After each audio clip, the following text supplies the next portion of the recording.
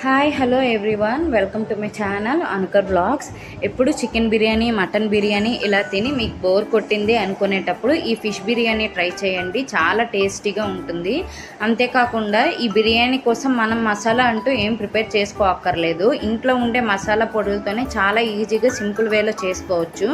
చిన్న చిన్న టిప్స్ పాటిస్తే చాలు, ఫిష్ కూడా ఈడిపోకుండా చాలా నీట్గా దమ్ అవుతుంది. వీడియోలోకి వెళ్ళే ముందు వీడియో కానీ మీకు నచ్చితే లైక్ చేయండి, షేర్ చేయండి, సబ్స్క్రైబ్ మాత్రం చేసుకోవడం అస్సలు మర్చిపోకండి.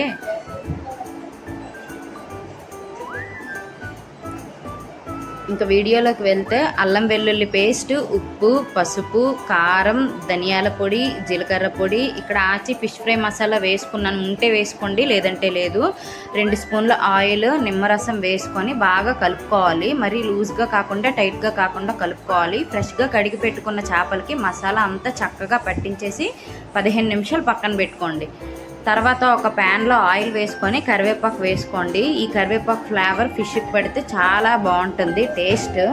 తర్వాత ఈ ఫిష్ని మొత్తాన్ని వేసుకోవాలి. మ్యారినేట్ చేసిన ఫిష్ని ప్యాన్ మీద వేసుకొని 15 నుంచి 20 నిమిషాలు మీడియం టు లో ఫ్లేమ్ పెట్టుకుంటూ ఈ చేపల్ని తిప్పుకుంటూ ఫ్రై చేసుకోవాలి. చేపల్ని క్రిస్పీగా ఫ్రై చేసుకుంటే టేస్ట్ బాగుంటుంది. అంతేకాదు, కళాయిలోన కొంచెం ఎక్కువ ఆయిల్ వేసుకొని డిప్ చేసుకొని అయినా మీరు ఫిష్ని ఫ్రై చేసుకోవచ్చు. మీ ఇష్టం, మీకు ఎలా నచ్చితే అలా ఫిష్ని ఫ్రై చేసుకోండి. ఇది డీప్గా ఫ్రై అవ్వడం వల్ల మనకి దమ్ పెట్టేటప్పుడు ఫిష్ ఈడిపోకుండా ఉంటుంది. లేదంటే ఫిష్ ఈడిపోయి ముళ్ళులు బయటకు వచ్చేస్తాయి అన్నమాట, తినడానికి బాగోదు. ఇలా ఫిష్ ఫ్రై అయిన తర్వాత దీన్ని కూడా పక్కన పెట్టుకోవాలి.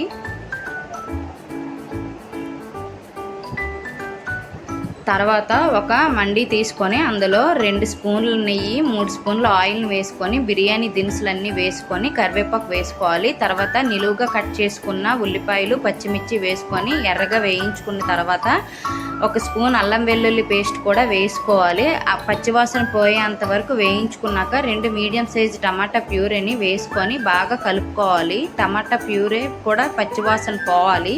టమాటా ప్యూరే నుంచి ఆయిల్ బయటికి వచ్చిన తర్వాత అందులోనే పసుపు, ఉప్పు, కారం, ధనియాల పొడి, జీలకర్ర పొడి వేసుకోవాలి. ఇందాక చేపలకి ఏదైతే మసాలా వేసుకున్నామో అలానే ఇక్కడ కూడా సేమ్ వేసుకొని ఈ మసాలా అంతా బాగా వేయించుకోవాలి. వేయించుకున్న తర్వాత ఈ మసాలా, ఈ టమాటా ప్యూరే నుంచి ఆయిల్ బయటికి రిలీజ్ అయ్యింది అనే టైంలో మనం విస్క్ చేసుకొని పక్కన పెట్టుకున్న పెరుగుని వేసుకొని మీ క్వాంటిటీకి తగ్గట్టు వేసుకోవాలి. నేను ఇక్కడ ఒక కప్పు పెరుగు వేసుకున్నాను క్వాంటిటీ. ఈ పెరుగు వేసేటప్పుడు టోటల్ లో ఫ్లేమ్లో పెట్టి వేసుకోవాలి, లేదంటే పెరుగు విరిగిపోతుంది, టేస్ట్ బాగోదు. చూసుకొని వేసుకోండి. తర్వాత కొత్తిమీర వేసి గార్నిష్ చేసుకున్నాక ఇలా ఆయిల్ బయటికి మనకి రిలీజ్ అవుతుంది అంటే అక్కడ ప్రాసెస్ అయిపోయిందని అర్థం. స్టవ్ ఆపేసి ఇందాక ఫ్రై చేసుకున్న చేపల్ని చక్కగా మనం సర్ది పెట్టుకొని పక్కన పెట్టుకోవాలి. ఇప్పుడు దమ్ కోసం మనం ఇంకో మండిని తీసుకోవాలన్నమాట. ఇక్కడ రైస్ని నేను ముందే నానబెట్టుకున్నాను, మీకు చూపించలేదు. 1 గ్లాస్ రైస్కి 4 గ్లాసులు వాటర్ పడుతుంది. అలా మీరు క్వాంటిటీ బట్టి వాటర్ వేసుకొని బిర్యానీ దినుసులు, కొత్తిమీర, అల్లం వెల్లుల్లి పేస్ట్ వేసుకోవాలి. ఉప్పు ఎంత వేసుకోవాలంటే వాటరు సముద్రం నీళ్ళు ఎంత ఉప్పుకుంటుందో అంత ఉప్పుగా మనం ఇక్కడ వాటర్ వేసుకోవాలి, రైస్కి పడుతుంది.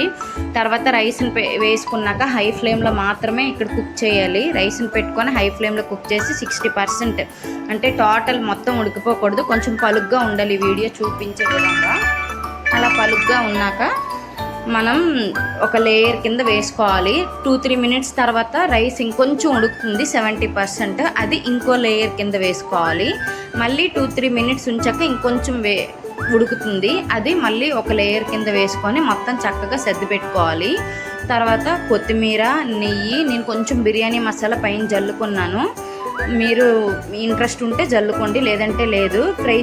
ఇందాక చేపలు ఫ్రై చేసిన ఆయిల్ వేసుకోండి. ఇక్కడ వీడియో క్లిప్ మిస్ అయింది. తర్వాత మనము టిష్యూ పేపర్తో కానీ మైదా పిండితో కానీ మొత్తం మూత పెట్టుకోవాలి, మనకి పొగ అన్నమాట బయటికి రాకుండా. 7 minutes medium flame and 8 minutes లో ఫ్లేమ్. హై ఫ్లేమ్లో అస్సలు పెట్టొద్దు. పెట్టుకొని దమ్ చేసుకుంటే ఈజీ అండ్ టేస్టీ అయిన ఫిష్ బిర్యానీ రెడీ అయిపోతుంది చాలా చక్కగా. తర్వాత 15 నిమిషాల తర్వాత సర్వ్ చేసుకోండి. అంతవరకు దాన్ని అస్సలు కదపకండి. రైస్ కూడా బాగా దమ్ అవుతుంది, టేస్ట్ చాలా బాగుంటుంది. ట్రై చేయండి.